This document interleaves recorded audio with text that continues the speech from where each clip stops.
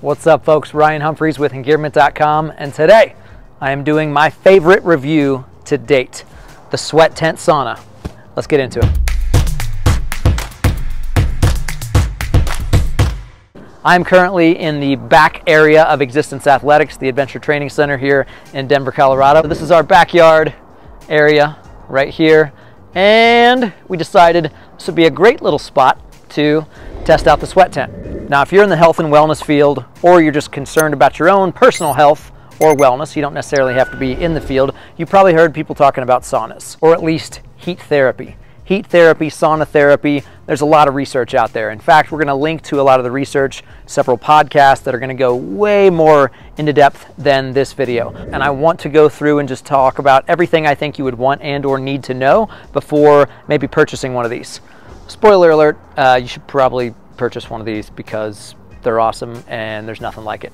Let's get into it. I want to give a shout out to the admin team over at Sweat Tents, or at least whoever's in charge of emails. They let me know, hey, the sweat tent's going out. They let me know pretty much exactly where this sweat tent was before it got to my place. Also let me know how many boxes it was coming in. From unpackaging everything, in less than 20 minutes, I had all the boxes unpackaged, tent set up, stove put together, bench screwed together, and we were good to go. One of the first things that you want to do when you get your sweat tent, and this is all on their website as well, is season the stove. So you don't want to put your stove in the sweat tent immediately. You want to put it outside and just burn off any funk that's in there, burn off the newness, if you will. So I've been using these little fire starters, which I'll show you here in just a minute. I took a couple fire starters, couple logs, and I just let that thing go for a while and just made sure I had burned everything off. Once the stove was cool, brought it into the sweat tent, put it back together. It does come with stakes. If I was putting this outside in the dirt, it's got some really heavy-duty stakes. This thing is extremely well made. So one of the things that I first was a little bit cautious of is, okay, I'm just getting an advertisement for this portable sauna. Never heard of it before. What's the quality? High. That's the answer. Extremely high quality stuff. Their Instagram posts have been pretty fantastic, talking about how durable this stuff is, what kind of testing they've done. When you are heating things up to, 190, 200 degrees, I think it's important that you're not putting off any weird chemicals or anything like that. And they've done the tests, they've done all the safety checks, and we're good to go. All right, so putting a stove like this in just a random tent, I wouldn't do it. All right, now there are two zippers down here, so you can either open from the top or the bottom. All right, come on in. So here we are inside of the sweat tent. For a frame of reference, I am about 5'6", all right, 5'5.5", and I can put my hand right on the top. I have pretty long arms though. We've had several folks in here who are over 6 foot tall. Totally good to go. Everybody can stand up. Now, I need to fix my Velcro just a little bit right here, but this is our stovepipe. It is not being used right now. That's why I'm touching it. Nothing is on right now. That's why I'm in here with a coat on. This is the thermometer, if you can't see. So you've got your thermometer and then humidity range on there as well. The thermometer goes up to 250 on here. The highest I've personally had it is 190. So we've had it at 190. It's hot.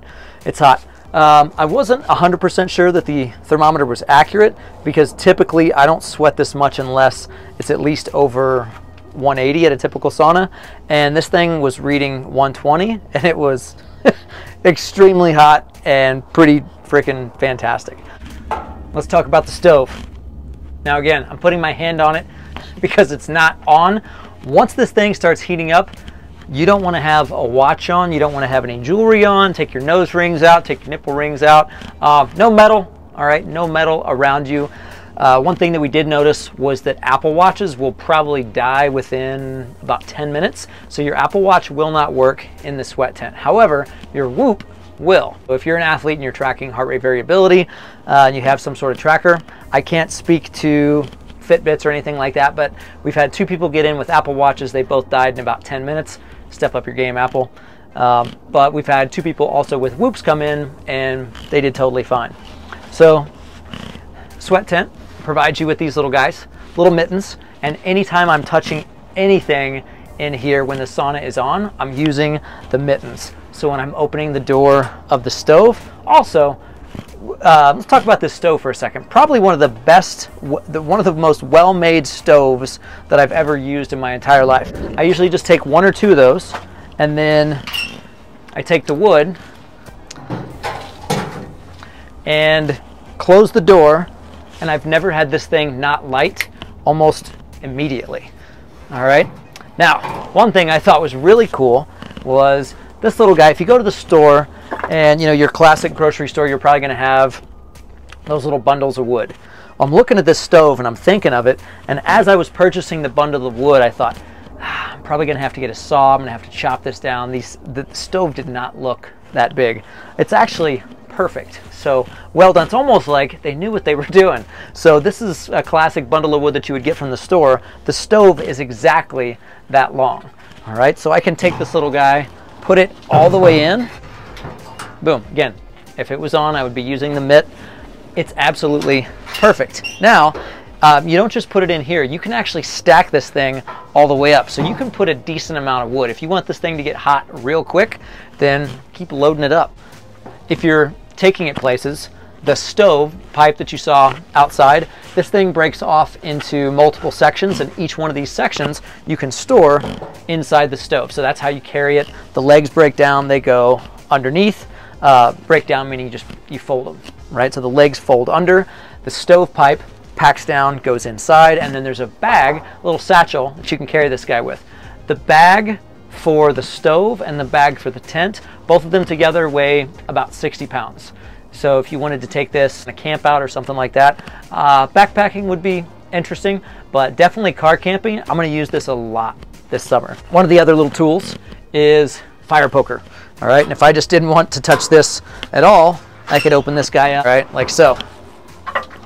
Now, the bench is sold separately along with the bucket and the ladle, but this thing's pretty cool. 50 bucks. I mean, you could get your own, but it just looks so nice. Now let's talk seating. All right, so I did say we had 5 people in here, and we opted for the cedar bench. So the cedar bench that's sold on the Sweat Tent website, it's an additional $200, and I got curious as to what cedar benches cost. Turns out that's a pretty good deal for a cedar bench, and this is a nice quality. I don't know if you can see the concavedness. All right, it's nice for your butt. That's what I'm trying to say. All right, so it's got a little bit of a groove here. It's not just totally flat. Also, smells really good. So we've had 3 people on the bench. I also have a couple logs over here that people have sat on. I'll probably end up getting a couple smaller stools, maybe Bed Bath & Beyond. I don't know if we'll have enough time. The first big factor that sold me on the Sweat Tent was the fact that it actually gets hot enough. All right, what is hot enough? All the research that's out there suggests that in order to get the benefits of the sauna, right, that growth hormone boost, the longevity, yada, yada, yada, insert awesome adaptation here. In order to get those things, you need to be spending time in the sauna anywhere from 5 to 20 minutes a session at approximately 176 to 212 degrees Fahrenheit. So 176 to 212, aka 80 to 100 Celsius. This is America. We're talking Fahrenheit here. I've been looking at saunas for a while, and initially I was looking into infrared. You can put them in your house. They look really nice. They are a little pricey, right? A good infrared sauna, especially one where you can get yourself and a couple friends in there, you're looking at probably $3 to $4 grand, $3,000 to $4,000. Unfortunately, most infrared saunas, at least that I've found, don't get past about 130 to 140, and that's kind of maxing it out.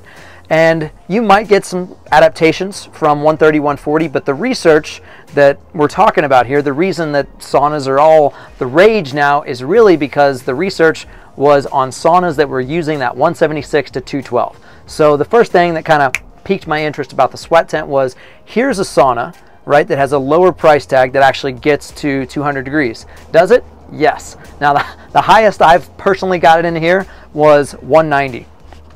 I spent about 20 minutes at 190, and it's intense. All right, if you're not ready for that, I wouldn't necessarily recommend going all in. Maybe give yourself like 5 minutes. See what it feels like at 150, right? 160. You can always just unzip that thing, walk outside. You can always just unzip it, walk outside. Don't try to be a hero. Maybe don't do the first time by yourself. One of the things that I'm very excited about is the portability, right? So you have this thing that's completely portable. It weighs just under 60 pounds for both the stove and the tent together. So this summer, we're gonna take it, this is the first review. I'm gonna take another review, all right, after we've taken this camping. So what I really wanna do is pack this thing up, take it to like an alpine lake or a river, something like that, and I think that's gonna be pretty awesome. I mean, it's kind of like an ice fishing tent. If you've ever been inside of an ice fishing tent, very similar. I think this is probably a little bit more high quality. Also, I might have mentioned it earlier, but they've done a decent amount of tests as far as, you know, when you're heating this thing up, is it releasing any plastics? And they heated it up, getting it well over anything that we would do in here. All right, so heating this thing up to 215 degrees, which I just don't recommend. They heated it up for 215 degrees in testing, and there were no harmful chemicals detected. So let's do a recap here. All right, saunas are awesome. They have some absolutely amazing benefits if you can get them hot enough. What is hot enough? 176 to 212 degrees Fahrenheit, and you need to stay in there for a minimum of 5 minutes, all right, up to 20 minutes or longer, really whatever you can sustain. Most of the research is done between 5 minutes and 20 minutes at that 176 to 212. That's where you're getting your benefits from. Now, you could buy a membership to, say, like a public bathhouse. I went to a public bathhouse, and not to say they're all the same, but I had somewhat of a traumatic experience, and let's just say I won't be going back. People were not following the rules in there. That's one option. Another option is the infrared sauna. The issue with the infrared sauna is most of them don't get hot enough. A lot of them stop at that like 130 to 140. If you do find one that gets up to that kind of 176, 212 range, you're likely going to be paying $3,000–4,000 for that thing. The barrel sauna is probably that's the kind of the mecca, that's the gold standard, and that's that rounded barrel. We'll do a little picture in here. Hey, that little thing right there. The barrel sauna, now those guys are like, for a nice one, probably about $5 to $7 grand. Now, they're fantastic. If that's in your price range, do that because they're absolutely amazing. All right, but if you don't have $7 grand, you still want the benefits in the sauna. And the thing about a barrel sauna and an infrared is once you set it up, like, it's there. That's where that thing is going. Sweat tent is portable. Now, you do have to take it down. You don't want to just leave this thing out all year round, but the nice thing is it's portable, right? So you could take it camping. You don't have to set this thing up to crank it to 190 degrees. You could use this as a warming tent. So let's say you're going car camping, it's a little bit chilly out, pop up the sweat tent. You don't have to get a crazy sweat sauna session, but you could put one log in there, open the flaps, and now you just have a nice little place to eat dinner if there's not nice weather outside. This whole apparatus behind me was less than $1,500. It's about $1,200 for the stove and the tent on the website, and then it's about $200 for the bench, about $50 for the bucket. Do you need all that stuff? No, but for under $1,500, you're not going to find anything else that gets as hot, that's as high quality, that's portable. I think Sweat Tent, they knocked it out of the park with this one. This was a brilliant idea. I'm kind of surprised that nobody's done it up until now. I think they probably will have some competitors just because this is a pretty fantastic idea. You need about an 8 by 8 foot spot to put it. So if you have an 8 by 8 foot spot somewhere outside your home, this is not an indoor sauna, if you have an 8 by 8 footprint and you want a sauna and you're wondering if it's high quality, if you've been on the fence and just kind of been watching the website wondering, is this thing worth it? Yeah, totally worth it.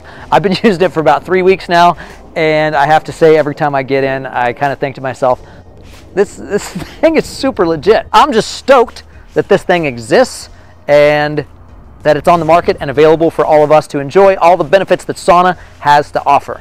Thank you, Sweat Tents. Thank you, Engearment. This thing's awesome. I'm gonna go get my sweat on.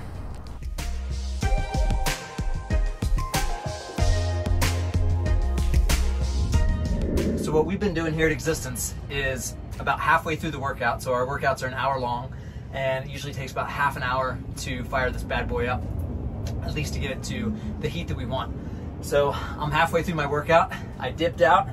I'm gonna fire this puppy up, and then right after the workout, I'm gonna come back out and see where we're at temperature-wise.